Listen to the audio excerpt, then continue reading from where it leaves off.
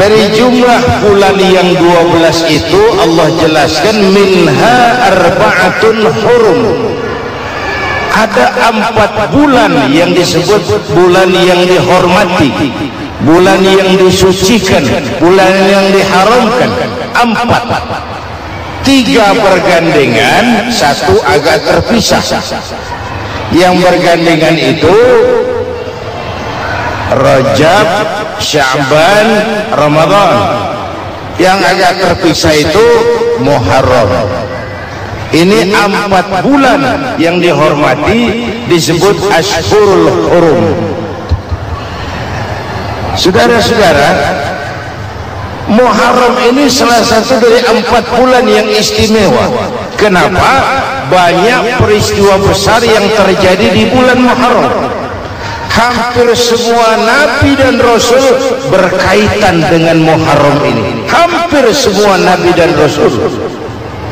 Kita akan kutip beberapa saja dalam konteks kekinian. Pertama, Allah menerima taubatnya Nabi Adam pada hari ke-10 bulan Muharram. Adam itu bapak moyang kita. Dosanya 1, makan buah khuldi, dikeluarkan dari surga. Kita dosanya banyak, kepengen masuk, enggak nyambung. Hai Adam, dari tidak ada kamu saya adakan. Saya perintahkan tinggal di surga. Merasa sepi sendirian, saya ciptakan Siti Hawa supaya kamu tenang. Kamu boleh nikmati semuanya. Ini boleh, itu boleh, ini boleh, itu boleh. Makan, makanlah yang kau mau. Minum, minumlah yang kau suka. Pakai, pakailah yang kau senang. Satu yang saya minta, jangan dekati pohon khuldi. Itu kau tidak sanggup, keluar. Diusir dari surga. Sujud Nabi Adam, kata riwayat 40 tahun sujud, membaca Rabbana zalamna anfusana wa illam taghfir lana wa tarhamna lanakunanna minal. Itu namanya istighfarnya Nabi Adam. Istighfar itu kan mengucapkan astagfirullah, basmalah, membaca bismillah. Jangan kayak teman saya disuruh banyak-banyak baca istighfar, benar-benar dia baca istighfar, istighfar, istighfar. Bukan itu maksudnya. Nah, maka salah satu amalan yang sangat dianjurkan di bulan Muharram ini memperbanyak istighfar. Tidak ada orangnya yang tidak. Ayo jujur, ini yang kumpul di sini semua, ada nggak yang nggak punya dosa? Yang merasa nggak punya dosa, ayo ke depan. Ada? Tidak ada. Setiap kita, entah kecil entah besar, sengaja terlupa, pasti mempunyai yang namanya khilaf dan salah. Dan Allah Tuhan kita bukan Tuhan pendendam. Allah Tuhan kita Tuhan yang ramah dan rahmah. Manusia, dosamu banyak, tapi ampunanku lebih banyak. Salahmu besar, rahmatku jauh lebih besar. Kau sujud di hadapanku, aku bangga melihatnya. Kau menangis di hadapanku, aku senyum melihatmu. Kau berjalan menujuku, aku berlari menyambutmu. Karena itu amalan yang sangat dianjurkan di bulan Muharram ini memperbanyak istighfar. Itu kalau istighfarnya Nabi Adam. Ada istighfarnya Nabi Yunus. Ibu kenal Nabi Yunus? Di mana kenalannya? Sok tahu. Nabi Yunus itu ketika berdakwah kepada kaumnya yang bandel, memberikan peringatan, kalau kalian tidak mau beriman akan turun azab. Kapan Yunus? Akan. Kenapa mesti akan? Sekarang aja kalau mau, saya tungguin. Kurang ajar betul ini umat. Akhirnya Nabi Nuh menghindar dengan perhitungan, kalau azab tidak turun saya sudah jauh, meragukan janji Tuhan. Lalu naik kapal, dinaiki oleh Yunus, kapal mogok. Dicari siapa biang keroknya ini, diundi ternyata Yunus, sampai 3 kali diundi. Dibuanglah Yunus ke dasar laut, ditelan oleh ikan nun atas perintah Allah. Telan itu Yunus, jangan pakai dikunyah, rusak urusan. Telan saja, simpan di perutmu. Dibawa oleh ikan nun ke dasar lautan. Itu yang oleh Quran dikatakan bertemulah 3 macam kegelapan. Zulumatun salas, gelapnya tengah malam, gelapnya di dasar laut, gelapnya di dalam perut ikan. Itu namanya peteng, mbahnya gelap. Di perut ikan itulah Nabi Nuh sadar akan kesalahannya, meragukan janji Allah, meragukan janji Allah. Ia sujud di dalam perut ikan itu, membaca la ilaha illa anta subhanaka inni kuntu. Itu istighfarnya Nabi Yunus. Dibacakan istighfar begitu, ikan sakit perut, Pak. Di dasar laut kemana mau cari apotek? Dia naik ke permukaan, memuntahkan isi perutnya. Nabi Yunus keluar dengan selamat. Itu pun terjadi pada hari ke-10 bulan Muharram. Istighfar intinya itu. Itu amalan utama bulan Muharram, memperbanyak istighfar. Allah selamatkan Nabi Nuh dari bahtera banjir yang luar biasa 10 Muharram. Allah selamatkan Nabi Ibrahim dari pembakaran Raja Namrus 10 Muharram. Setelah Nabi Ibrahim itu menghancurkan berhala-berhala, Abrahat pulang mau ibadah, lihat Tuhannya berantakan, marah besar. Siapa yang menghancurkan Tuhan-Tuhan kita ini? Ada yang lapor, kami lihat Ibrahim. Tangkap. Belum ada bukti, tangkap dulu yang penting. Bukti belakangan. Tangkap. Wah, dikerahkanlah aparat. Tangkap Nabi Ibrahim. Disidang langsung oleh Abrahat, oleh Namrus maksud saya. Ibrahim, kau yang menghancurkan berhala-berhala kami ini, Tuhan-Tuhan kami. Siapa bilang? Ada yang lapor. Saya dengar enggak semua berhala itu hancur. Ada yang paling besar, angkat tangan, saya lihat ada kampak di tangannya. Barangkali yang besar itu iseng tuh, yang kecil-kecil dikampakin. Tanya aja sama dia, kamu gila? Kenapa? Masa kami disuruh nanya berhala? Nggak bisa jawab. Nggak bisa jawab. Lah kenapa disembah? Lebih gila mana sih? Tahu nggak bisa jawab kenapa disembah? Kurang ajar kamu Ibrahim. Bakar, dibakar. Ketika Ibrahim dilempar ke kobaran api yang menggunung, Allah perintah api, ya naru kuni bardan wa salaman ala Ibrahim. Hai api, dinginlah sampean. Api Madura waktu itu, Pak. Hai api, dinginlah sampean, selamatkan Ibrahim. Api tunduk kepada perintah Allah. Ibrahim masuk ke kobaran api, selembar rambut pun tidak terbakar. Kenapa? Apinya tunduk kepada perintah Allah. Kenapa? Karena Ibrahim orang yang takut kepada Allah. Api tunduk kepada perintah Allah. Kalau kita baca ayat itu, masuk ke api, mateng. Sudah hadirin yang saya muliakan, oleh karena itu selamatnya Ibrahim dari pembakaran Raja Namrud itu pun pada 10 Muharram, Yaum Asyura, hari ke-10 dari bulan Muharram.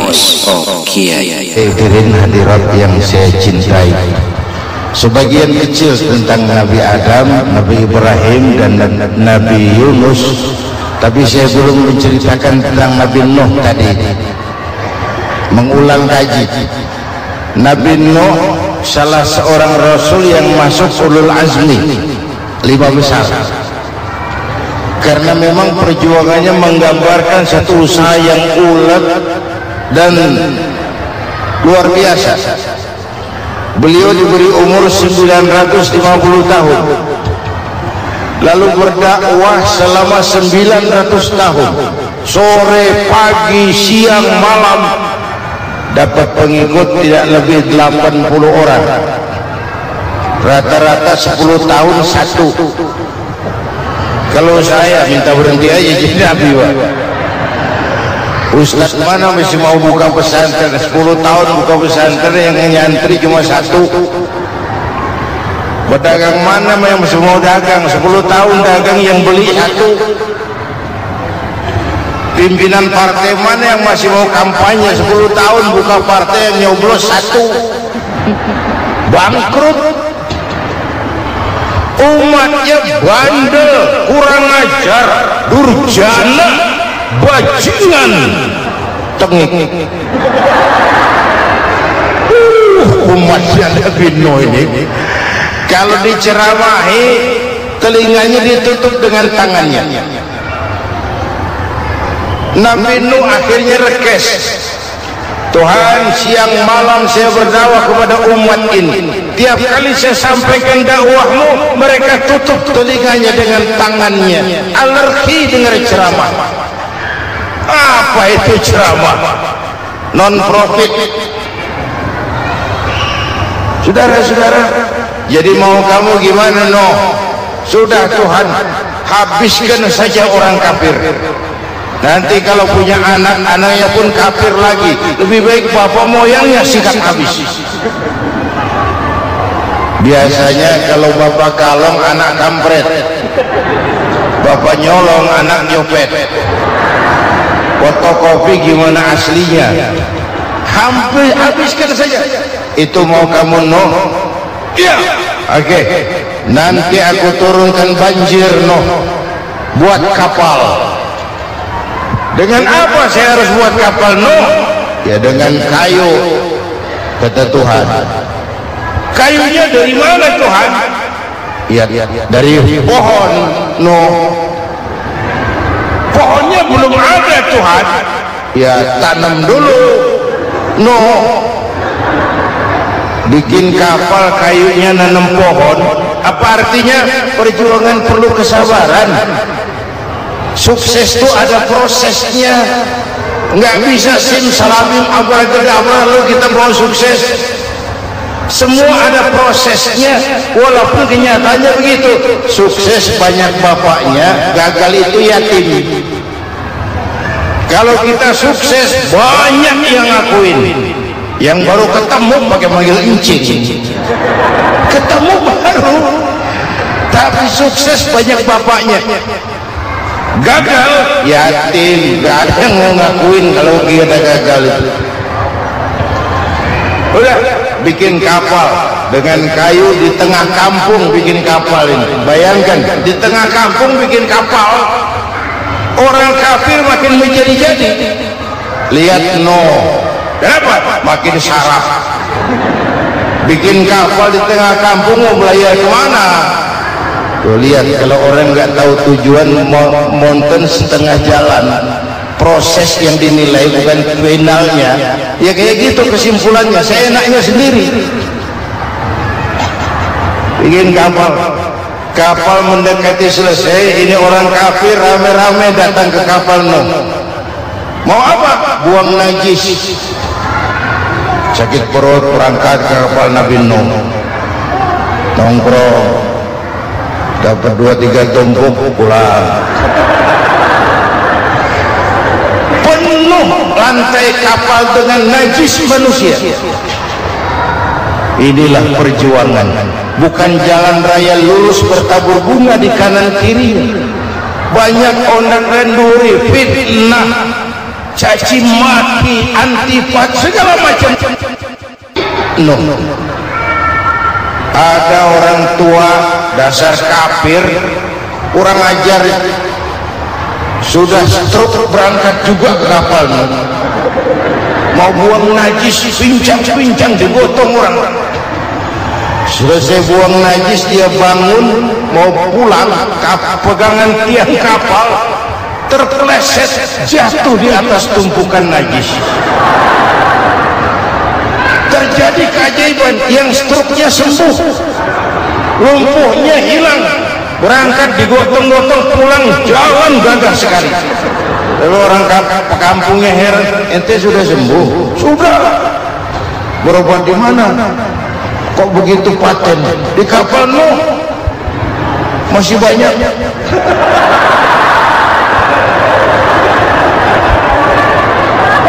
Yang berasa perlu obat bawa rantang, ambil bersih lagi geladak kapal itu. Sudah selesai Nuh? Selesai. Oke, kau orang yang beriman bersamamu, binatang serba sepasang, naik Nabi Nuh, naik orang beriman, naik binatang serba sepasang. Ini cikal bakal penyelamatan manusia, Pak. Naiklah orang beriman, sudah naik semua, Nabi Nuh kontrol. Ini contoh buat kita, kontrol. Sudah naik semua teman-teman, sudah. Pemimpin yang baik bukan cuma terima laporan di belakang meja. Laporan itu yang mana juga bagus. Sama juga kampanye yang mana juga merdu. Kalau aja yang dihitung. Pernah ada calon bupati kampanye janji, kalau saya berhasil kita akan banyak bangun jembatan di daerah kita. Tanya, Pak, nggak ada sungai di kampung kita, Pak. Dia bilang sungainya kita bangun sekalian. Udah kadang janji, mana pula orang mau bangun sungai ini. Saudara-saudara, kontrol. Jangan cuma tunggu laporan di belakang meja, semua laporan bagus. Ya Bu? Bu?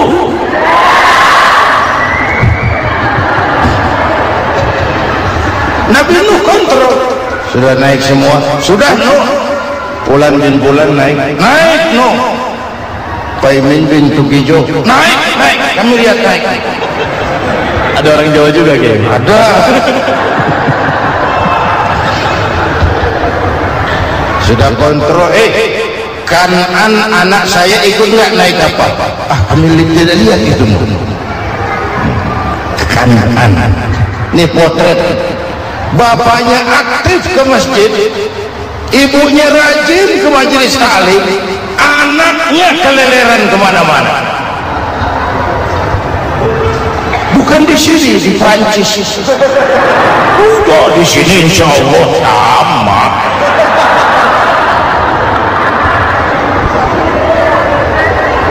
Nuh karena sayang anak, Nuh karena cinta anak, Nuh karena tanggung jawab anak, cari naik ke atas kapal.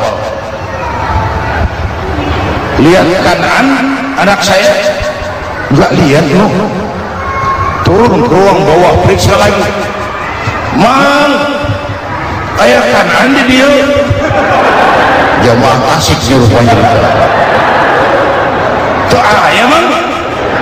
Ayah kemana ya budak? Turun ke bawah, tanya lagi, ono kanan tuh? Orang nano rakyat tok. Rombongan Jawa Tengah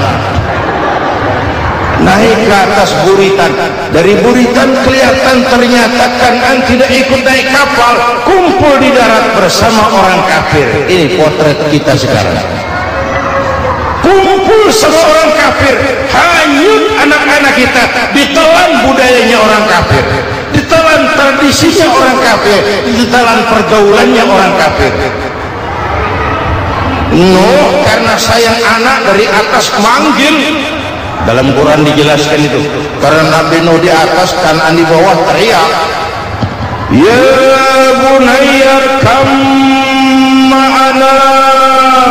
Begitu dalam Quran ayatnya. Coba ini pakai gaya memanggil supaya kelihatan ke gambar, kira-kira Nuh manggilnya begitu. Ini namanya gaya dakwah, Pak. kalau ceritanya datar nggak menarik. Maka Nuh memanggilkan, ya bunayya irkam ma'ana. Kata yang dengar,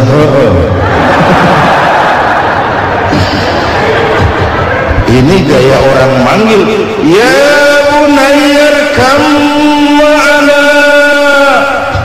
Kan'an, kesini naik kapal sama papi. Katakan di bawah itu, enggak mau papi, John di sini saja. Kata Nuh, jangan, Allah sedang murka, akan turun banjir. Kalau datang banjir papi, sa'awi ila jabalin ya'simuni minal ma', saya akan naik ke gunung tinggi yang bisa menyelamatkan saya dari banjir. Kan'an naik ke gunung dihantam banjir, Kan'an mati sampai sekarang. Bapak Ibu dan pemirsa, yang kelima, Nabi Musa, kisah Muharramnya ini lahir dalam kondisi yang sulit karena Fir'aun mimpi akan lahir seorang anak dari keturunan Bani Israel yang akan menghancurkan kerajaannya. Kata Fir'aun, sudah lahir belum anaknya? Belum. Kalau gitu mulai malam ini laki-laki dilarang bergaul sama istrinya. Semua perempuan hamil di bawah pengawasan negara. Mulai hari ini kalau lahir anak laki-laki terutama Bani Israel, penggal. Satpol PP disiapkan. Udah ada ya? Ada. Patroli. Bayangkan, Fir'aun itu bikin undang-undang seenaknya sendiri. Apalagi merasa kekuasaannya dalam ancaman. Penguasa manapun kalau merasa dalam ancaman, panik. Padahal kekuasaan itu kayak harimau, makin lama ditaiki makin sulit turun. Kenapa? Karena macannya makin lapar, naik terus capek, turun dimakan harimau, serba sulit. Saudara-saudara, kalau kita mau belajar dari Pak Harto, saya melihat kekurangan Pak Harto cuma satu, terlambat berhenti.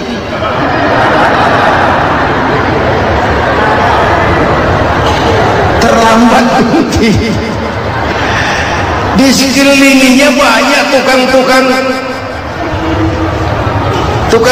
jilat, tukang-tukang semir. Wah, kalau tidak ada bapak kami bagaimana, Pak? Saudara hadirin yang saya hormati, maka sering saya ingatkan, temanmu yang sejati adalah teman yang membuat kamu jadi benar, bukan teman yang selalu membenarkan kamu. Berapa banyak pejabat-pejabat hancur karena selalu dibenarkan oleh lingkungannya. Bapak benar, Pak, Bapak bijaksana, Pak, itu tepat, Pak, benar. Buang angin pun kata telinga, oh, Bapak sehat.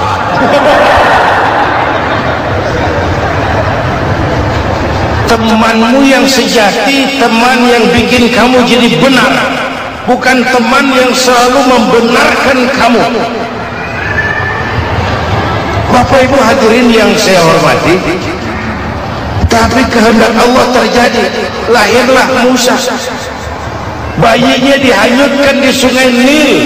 Bayi sudah menderita, dihanyutkan di sungai Nil. Darahnya besar di lingkungan istana Fir'aun, dirawat oleh Ratu Aisyah, perempuan Fir'aun. Setelah mulai berjuang, terjadilah itu. Musa dan pengikutnya dikejar oleh Fir'aun. Sampai di tepi laut, Allah wahyukan Musa, lempar tongkatmu ke laut. Dalam kondisi darurat, mukjizat tiada jalan. Kondisi darurat. Kalau tidak, mukjizat itu maunya Allah, bukan maunya Nabi. Nabi nggak kuasa, Allah yang mau. Tapi hidup Nabi bukan mukjizat manusiawi. Tidak mentang-mentang ada mukjizat tongkat, tiap sulit lain tongkat, nggak usah berjuang kalau begitu. Itu darurat menyelamatkan umat. Tongkat dilempar ke laut, laut terbelah. Laut terbelah. Itu secara visualnya bisa kita lihat dalam film The Ten Commandments. Udah nonton belum? Urusan nonton kalah sama Ustaz gimana sih? Ten Commandments, 10 firman Tuhan. Tekniknya bagus loh. Bagaimana laut terbelah, Musa lewat, Fir'aun mengejar. Musa sampai di ujung sana, Fir'aun masih di sama tengah perjalanan. Laut nutup kembali. Laut nutup kembali, Fir'aun tenggelam, cengap-cengap di lautan. Begitu nafas sampai di tenggorokan, Fir'aun sambil cengap-cengap itu, amantu bi Rabbi Musa wa Harun. Duh, kalau begini mah saya juga percaya sama Tuhannya Musa. Mereka mau jengkel, goblok loh, terlambat sekarang, tenggelamin terus, modal. Musa selamat, Fir'aun mati, jenazahnya, jasadnya terdampar di pinggir laut. Beberapa waktu kemudian ditemukan orang, dimumi, dibalsam, diawetkan. Itu sesuai janji Quran, wa kadzalika nunajjika bi badanika litakuna liman khalfaka ayat. Kami selamatkan badan kamu agar jadi pelajaran bagi orang-orang sesudah kamu nanti. Janji Quran tepat. Janji itu 14 abad yang lalu. Jasad Fir'aun ditemukan, dimumi, diawetkan, dibalsam di bawah nama Farao Ramses II. Sekarang tersimpan di Museum Negara di Mesir. Kapan-kapan nanti ibu main ke Mesir, mampir. Naik ojek paling berapa itu? Oh, orangnya tinggi, hidungnya mancung, pokoknya pantaslah jadi Firaun. Selamatnya Musa di kejaran Firaun di ujung sana itu terjadi pada hari ke-10 bulan Muharram, yang oleh orang Nasrani diperingati dengan hari raya Paskah. Mereka melaksanakan puasa, mensyukuri nikmat keselamatan dari kejaran Fir'aun. Makanya kalau kita ikut puasa di bulan Muharram, bukan mengikuti syariat Nasrani, salah. Karena Nabi mengajarkan, itu sumbernya, bukan ikutan sama ibadahnya Israel. Tapi memang agama ini kan merupakan mata rantai. Datang Rasul baru melengkapi Rasul sebelumnya, datang Rasul baru melengkapi Rasul sebelumnya. Mata rantai yang berkaitan. Setelah Muhammad selesai, selesailah tugas Nabi dan Rasul. Selesailah misi Nabi dan Rasul. Tidak ada Nabi lagi sesudah Nabi Muhammad. Itu harga mati, titik. Gak ada kompromi. Siapapun sekarang ini datang ngaku jadi Nabi, wajib tidak percaya. Wajib tidak percaya. Tapi kaitannya memang kita bilang Nasrani, orang bahasa Arab, bahasa Ibraninya Nazaret, Nasiroh, Nazaret. Itu beda apa? Dialek. Kita Daud, dia David.